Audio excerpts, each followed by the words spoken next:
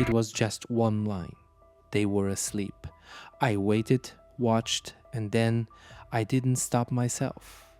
That's what he said calmly, plainly, like he was reading a grocery list. This was January of 2025.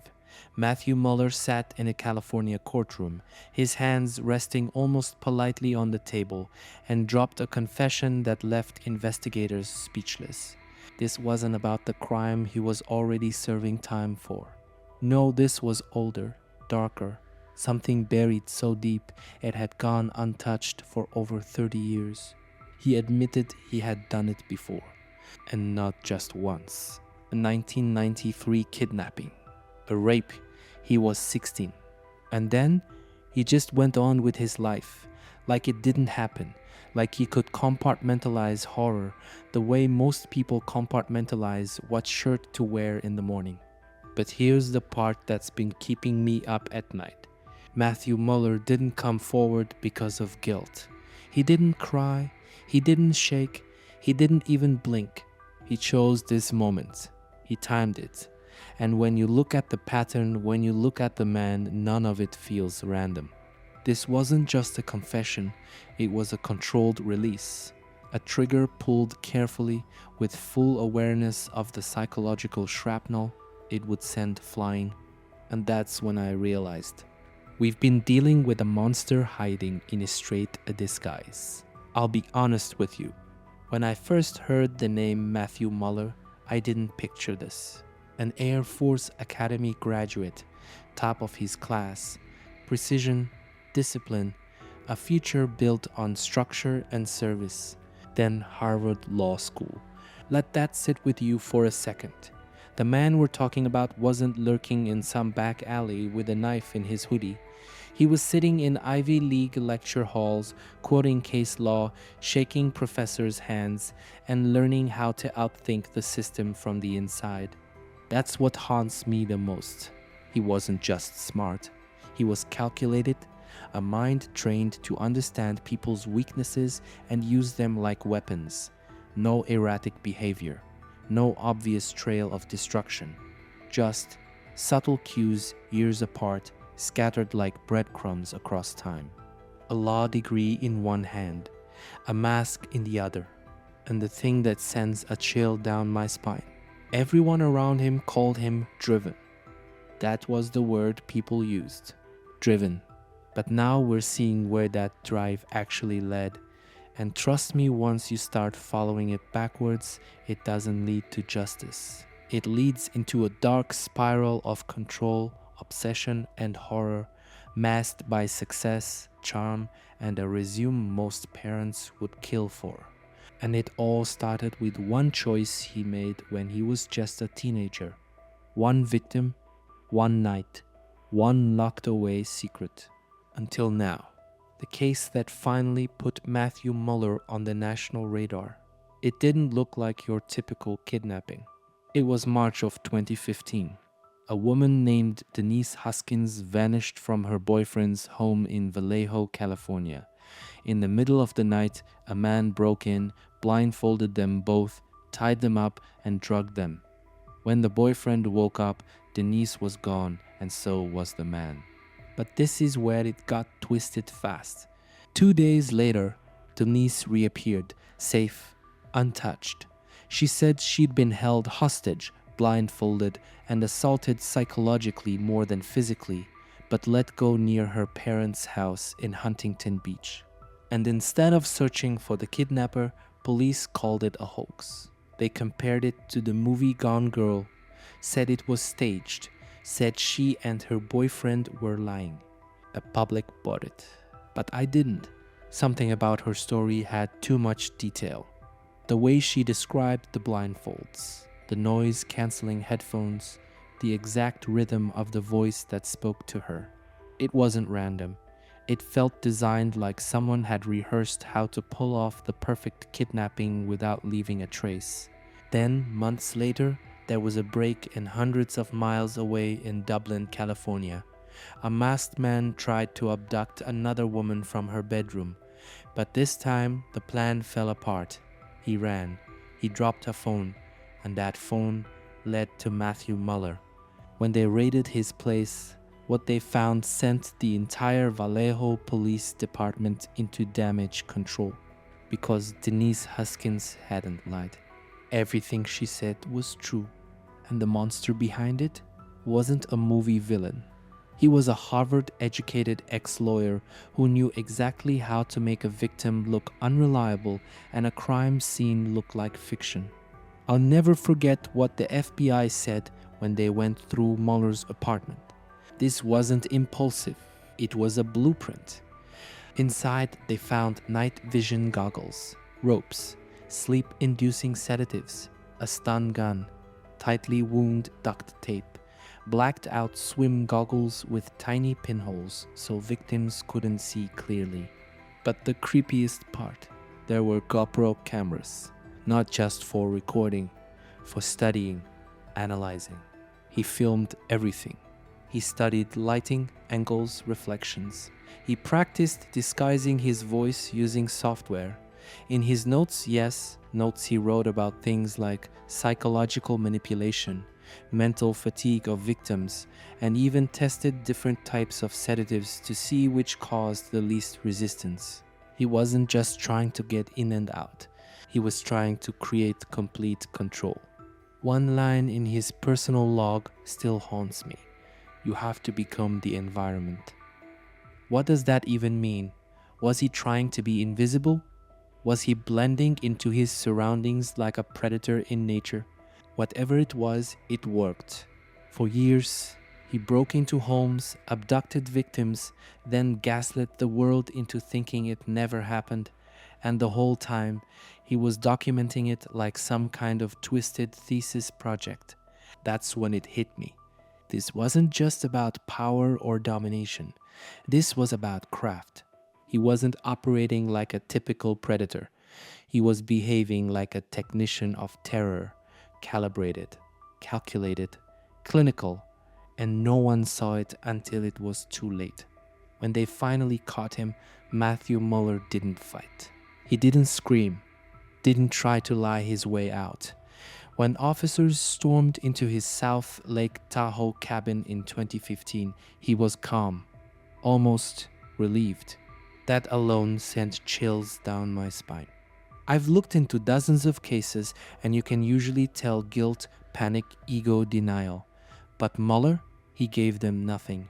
Just this eerie, quiet compliance, like someone who had rehearsed exactly what to do when the curtain finally fell. Inside the cabin, it was a crime scene frozen in time, devices still charging, notebooks stacked with careful, deliberate handwriting, bags filled with wigs, black gloves, zip ties, and sedatives. It wasn't a hideout, it was a workshop, and he didn't deny a thing.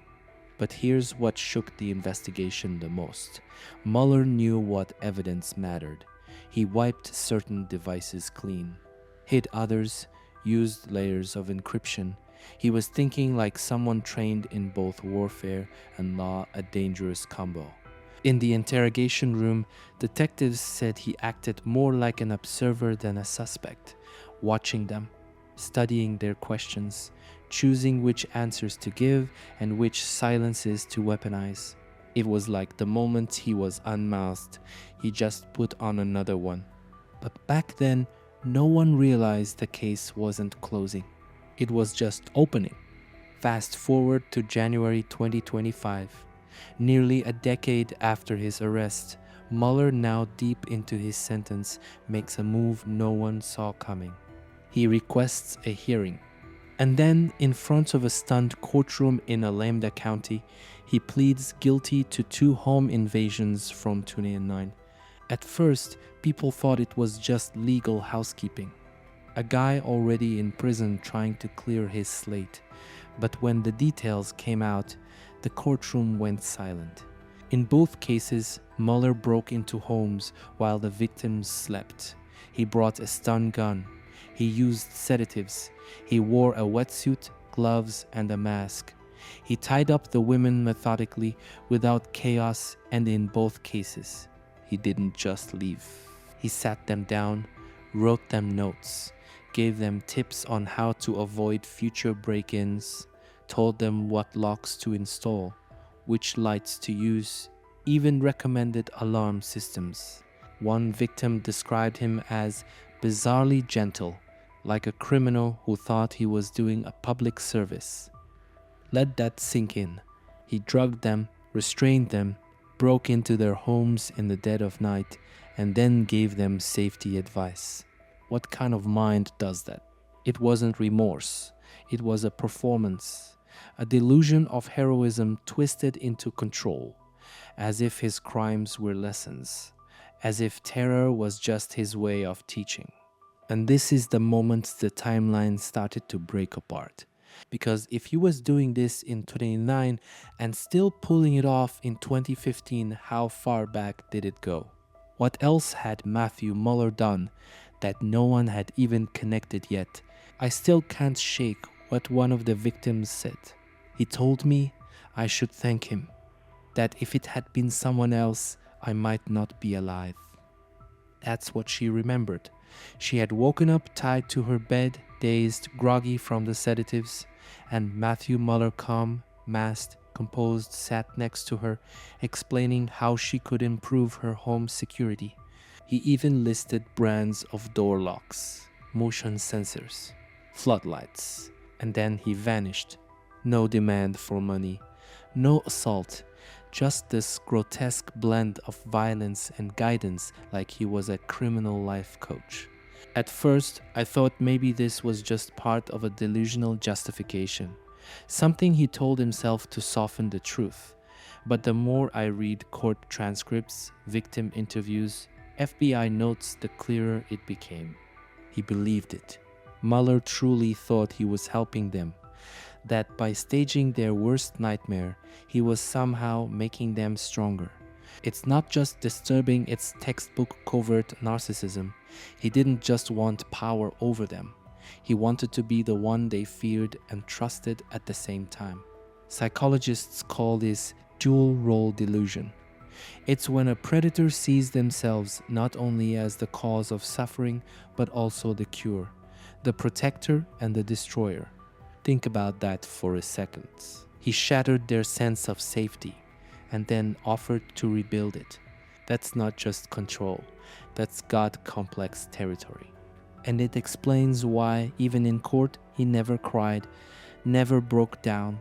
He wasn't just confessing, he was teaching, still trying to control the room, even in chains. I started going back through the records, not just the Denise Huskins case, not just the 2009 break-ins. I wanted to see what connected them. And suddenly, it hit me. The method never really changed.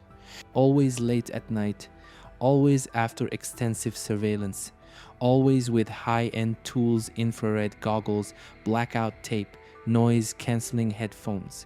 He didn't improvise. He engineered these attacks. In 2009, it was a quiet neighborhood in Alameda County. A woman living alone.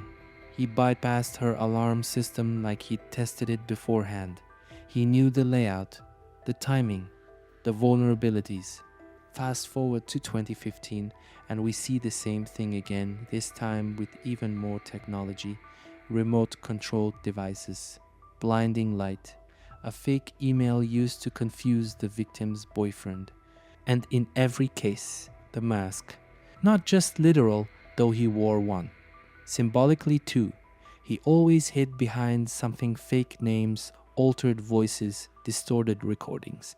He blurred reality on purpose so victims wouldn't be believed. I realized we weren't looking at a man who snapped. We were staring at a man who had been rehearsing for years. And the more I followed the trail, the more disturbing it became. The timelines didn't just suggest escalation, they hinted at something worse. Obsession. Not with money, not with fame, but with perfecting fear. And we were just beginning to understand how far he'd taken it. He was only 16. That's what kept echoing in my head. The first time I read the unsealed confession from January 2025, Mueller admitted without hesitation to a *** 1993 kidnapping and rape ** in California. The case had been cold for over 30 years. It had haunted local investigators because even back then, something didn't feel right. The precision, the planning, the way the attacker had stalked his victim for weeks, learned her schedule, entered her home without a trace. They thought it was a seasoned adult, someone with military training, or maybe an ex-con. No one even for a second considered it could be a teenager. But that's exactly what Matthew Muller was at the time. A high school student, a gifted one, already obsessed with control, already showing signs of compulsive behavior and fixations. While other kids were worried about prom, he was fantasizing about psychological dominance.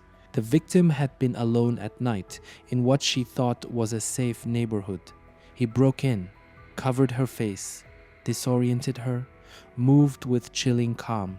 When it was over, he told her not to tell anyone and vanished into the night.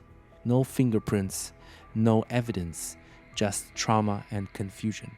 And now, 32 years later, he confesses to it like he's reciting an old memory that never really left him, because it didn't. I got my hands on a transcript from one of the original detectives on that case. Back then, he said something odd that stuck with me. This guy's too smooth. He planned it, knew what he was doing. This wasn't a kid messing around. But there was no suspect, no arrest, no closure. And now, with Muller's confession on the record, everything suddenly lines up.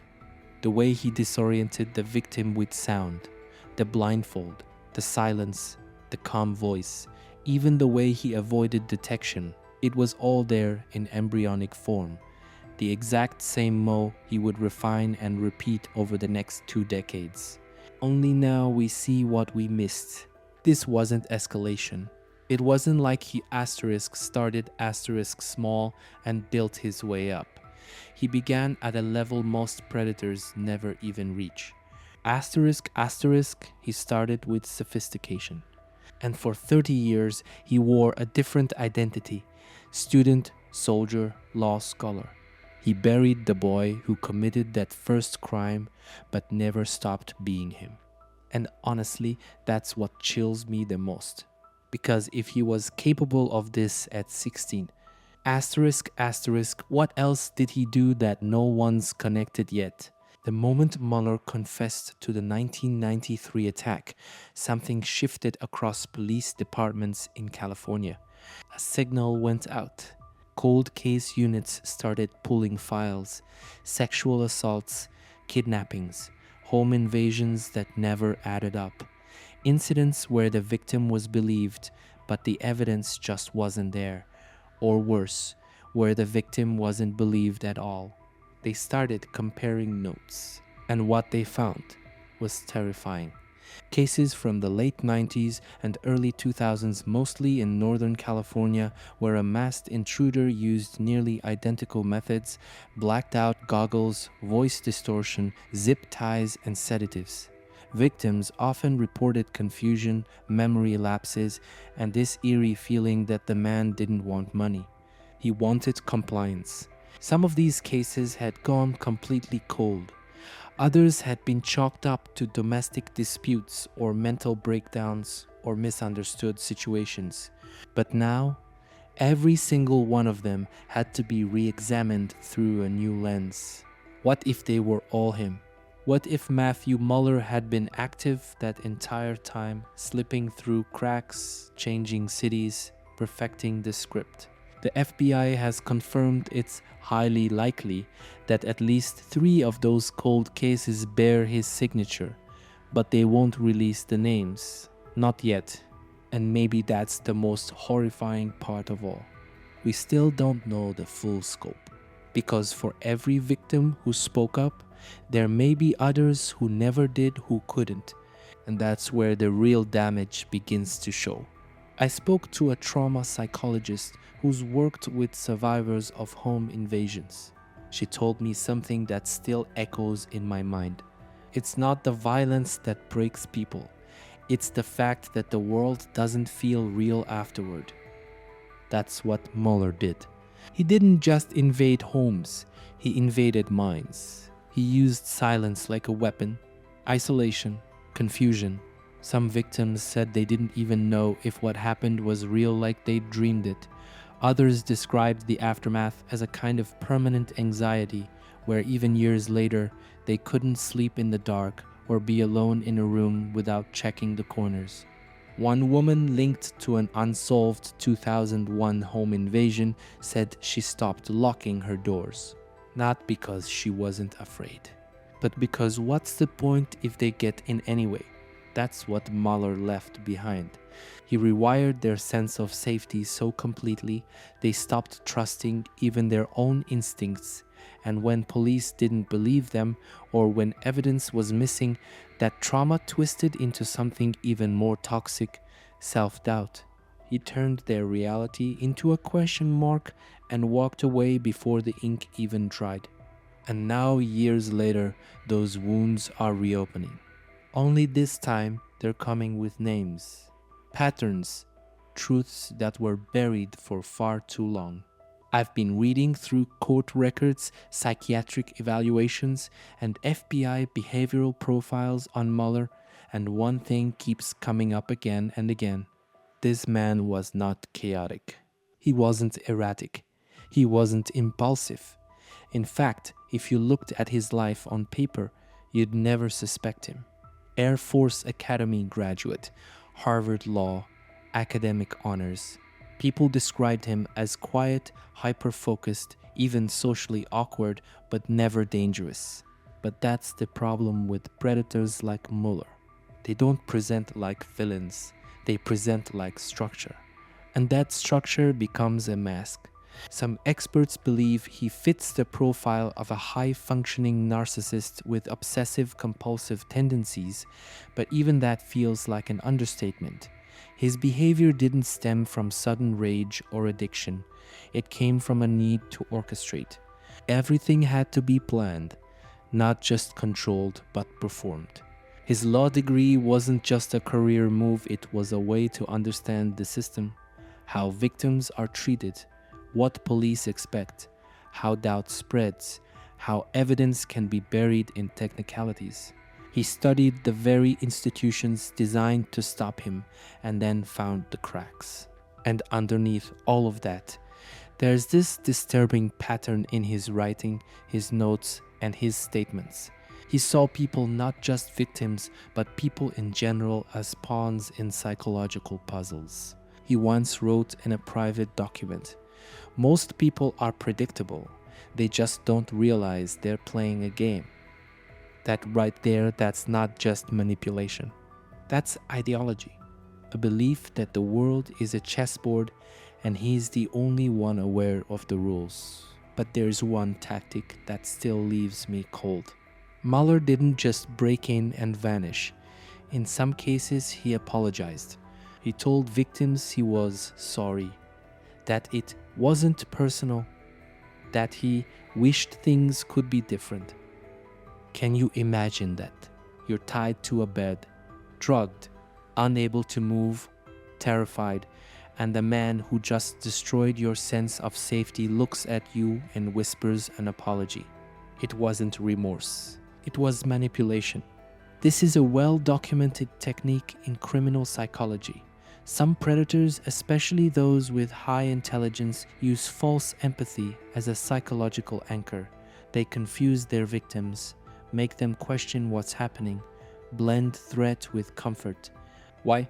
Because it disrupts the brain's natural panic response. One survivor described it like this: "He was gentle, but in a way that made it worse. I didn't know if I was about to die or if I was crazy for not fighting harder."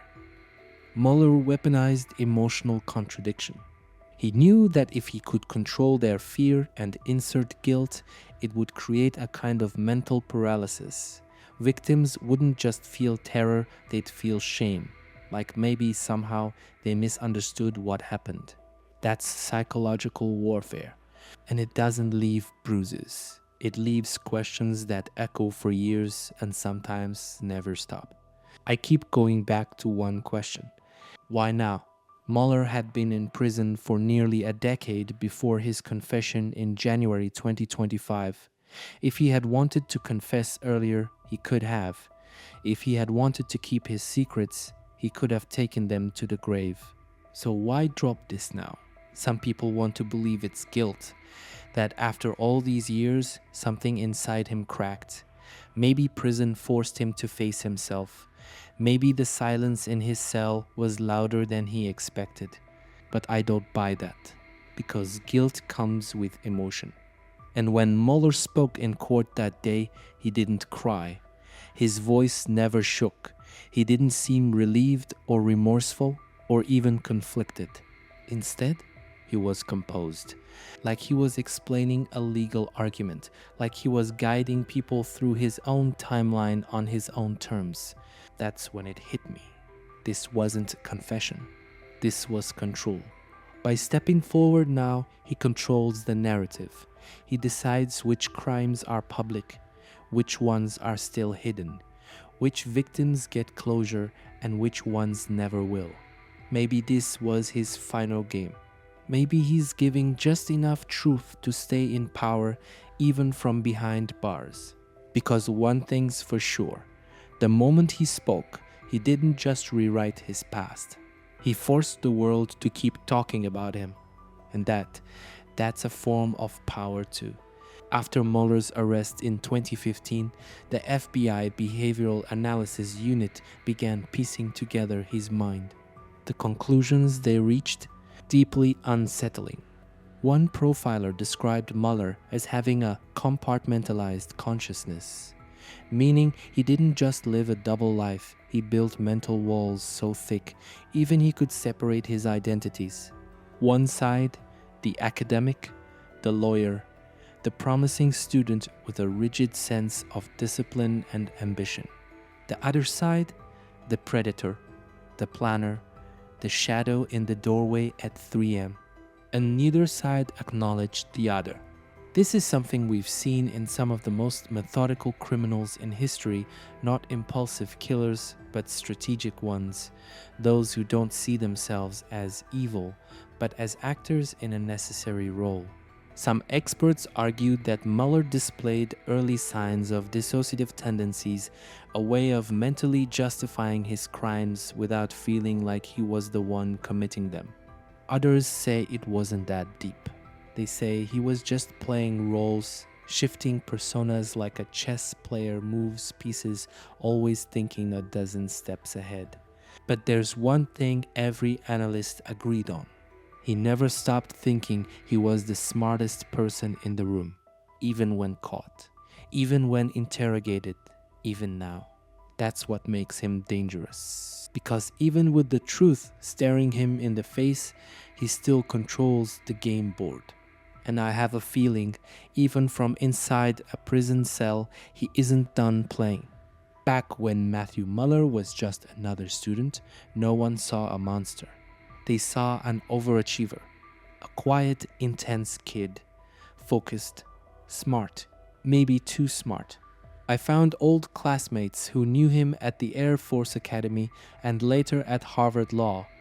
They remembered his ambition, how he wouldn't just want to win a debate, he wanted to dominate it. He didn't raise his voice, he sharpened his words.